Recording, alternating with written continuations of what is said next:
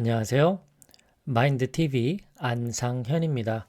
오늘은 장기 투자 관련해서 내용을 좀 정리해 봤습니다.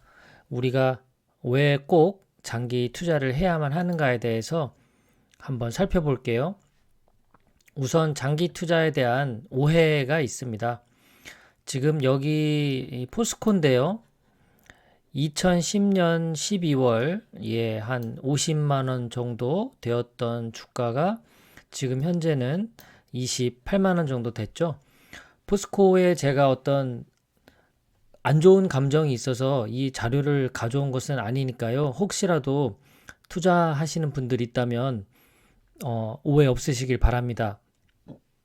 그 설명할 자료를 찾다 보니까 장기 투자에 대한 그 어떤 투자 실패라고 할까요? 그런 사례를 찾다가 그냥 한 회사를 가져온 것 뿐입니다.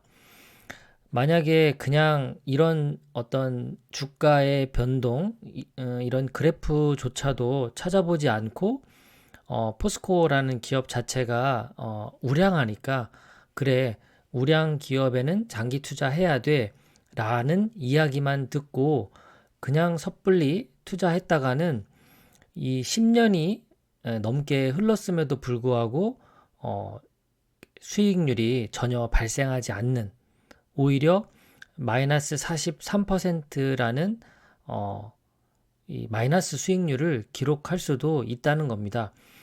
그러니까 무조건 장기 투자만이 답이 아니죠.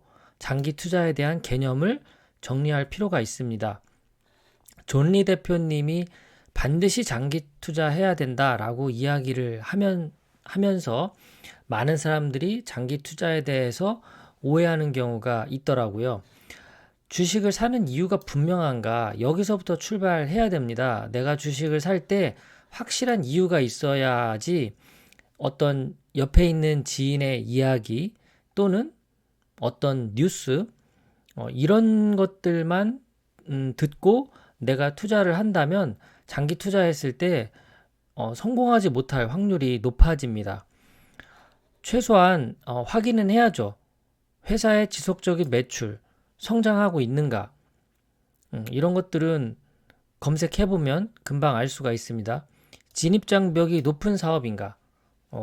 가령 저 같은 경우 삼성전자 투자를 하는데 삼성전자가 지금 어떤 수익률을 높이고 있는 산업군이 보면 뭐 스마트폰도 그렇고 뭐 반도체도 그렇고 파운드리도 그렇고 진입장벽이 높아요.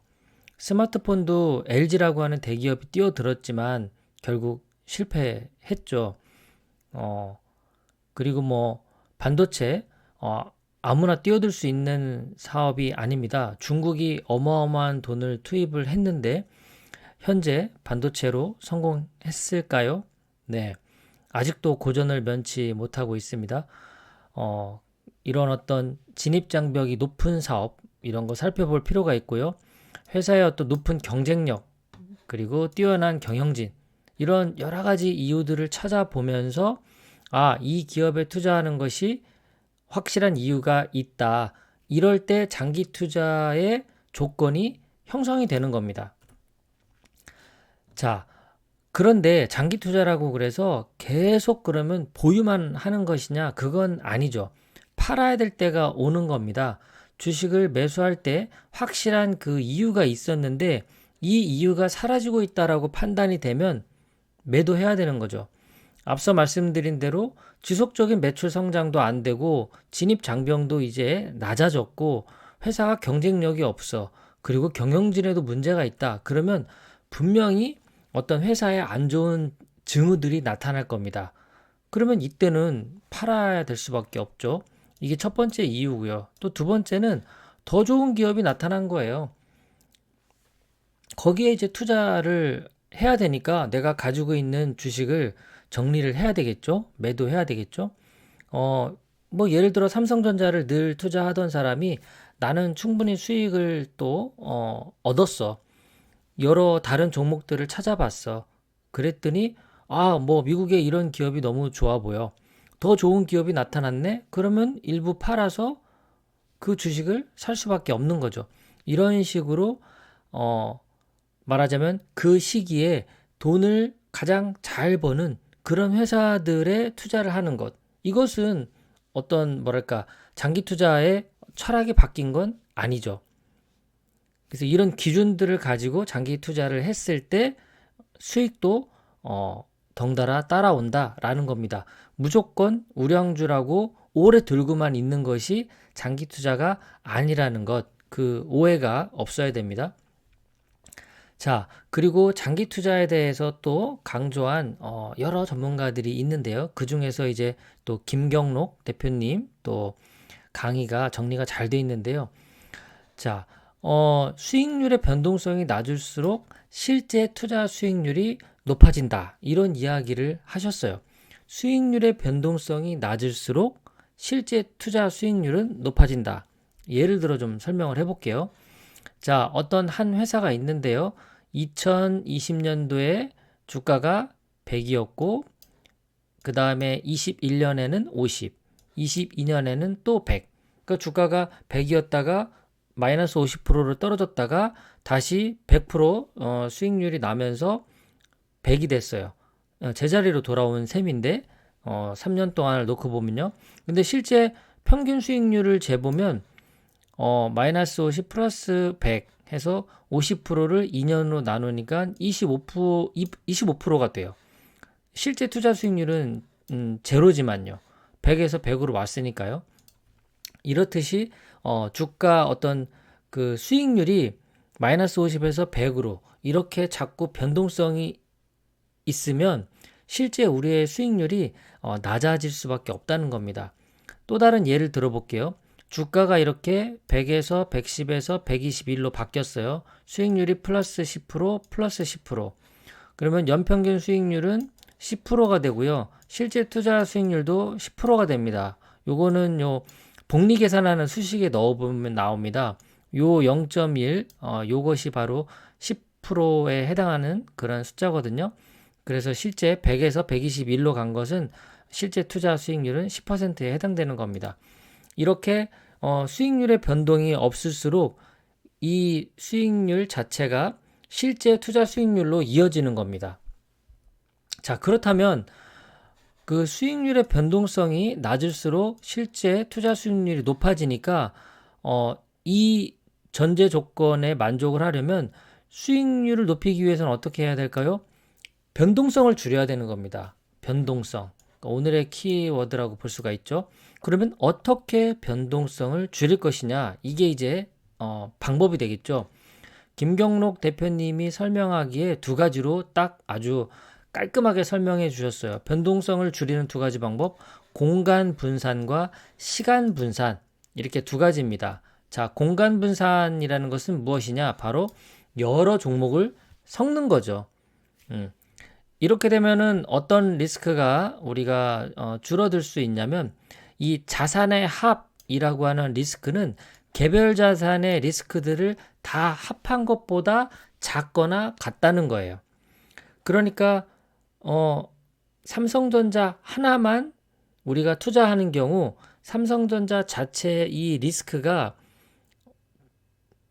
존재하겠죠. 그런데 만약에 삼성전자도 투자하고 뭐 예를 들어 다른 뭐 애플도 투자하고 이렇게 기업 여러 개를 우리가 동시에 투자하게 되면 개별적으로 존재하는 각 종목들의 리스크가 있을 텐데 그것을 다 합해보면 전체 자산의 합보다는 늘 작거나 같다는 거예요. 그러니까 이런 자산의 숫자를 늘릴수록 변동성이 줄어들겠죠. 다른 말로는 리스크가 줄어들겠죠. 예. 우리가 부자들의 그런 어떤 자산 포트폴리오를 보면 이런 경우가 많아요. 주식 뭐 한 40%, 뭐 부동산 40%, 금이나 달러 뭐 10%, 그리고 현금 10% 이런 식으로 자산을 배분하는 거죠. 이 자산 배분 자체도 결국은 변동성을 줄여서 장기 수익률을 극대화하기 위한 전략입니다. 주식 하나에만 몰빵하는 것보다 그리고 부동산 하나에만 몰빵하는 것보다 이렇게 배분해 놓으면은 변동성이 줄어들겠죠. 어느 해에는 주식이 더 올라갈 수도 있고 또 어느 해에는 부동산이 더 올라갈 수도 있고, 주식이 떨어질 때 부동산이 올라갈 수도 있고, 부동산이 떨어졌을 때 주식이 올라갈 수도 있고, 이런 식으로 변동성을 줄이게 되면 장기 수익률이 자연스럽게 올라간다라는 거고요. 자, 변동성 줄이는 두 번째 방법, 시간 분산입니다. 길게 투자하는 거죠. 자, 퀴즈를 내볼까요? 변동성이 낮은 종목은 무엇일까요? 자, 1번 삼성전자, 2번 나스닥 100 ETF, 3번 S&P 500 ETF. 예, 너무 쉬운 퀴즈죠. S&P 500 ETF의 변동성이 낮을 수밖에 없습니다. 왜냐하면 삼성전자 단일 종목이죠. 그리고 나스닥 100 100 종목이죠. 그리고 S&P 500 500 종목이죠. 그러니까 이렇게 많은 종목이 모여 있는 ETF를 우리가 사서 보유한다면 변동성이 낮을 수밖에 없습니다. 자, 그렇다면 오래 보유했을 때 어떤 장점이 있는지 살펴볼게요. 시장이 이기는 부의 심리학이라는 책에서 자료를 뽑아왔습니다. 최고 수익률과 최저 수익률의 이런 변동성을 볼 수가 있는데요. 자, 1년이라는 보유기간 동안에 최고 수익률은 무려 54%, 최저 수익률은 마이너스 43%. 이 변동성이 이렇게 크다라는 것은 장기적으로 가져갔을 때는 이렇게 짧게 가져가면 수익률이 정말 어떻게 될지 모르는 거죠. 그런데 만약에 단타를 잘하는 전문가가 있다 그러면 이런 50% 수익률을 매년 챙길 수 있는 그런 실력자를 뜻하는 겁니다. 그런데 뭐 저 같은 경우는 저는 이럴 자신이 없어요. 어떤 종목을 딱 선정해서 1년에 50% 수익을 딱 먹고 또 그 다음 해에 또 종목 발굴을 해서 또 50%를 딱 먹고 이렇게 매년 50%씩 수익률을 높여가면 참 좋겠지만 저는 그런 능력이 안 됩니다. 그래서 이 방법을 쓸 수가 없고요. 세계 최고의 투자자로 알려져 있는 워런 버핏조차도 매년 20%의 수익률을 올리는 것만으로도 110조라고 하는 자산을 갖고 있습니다.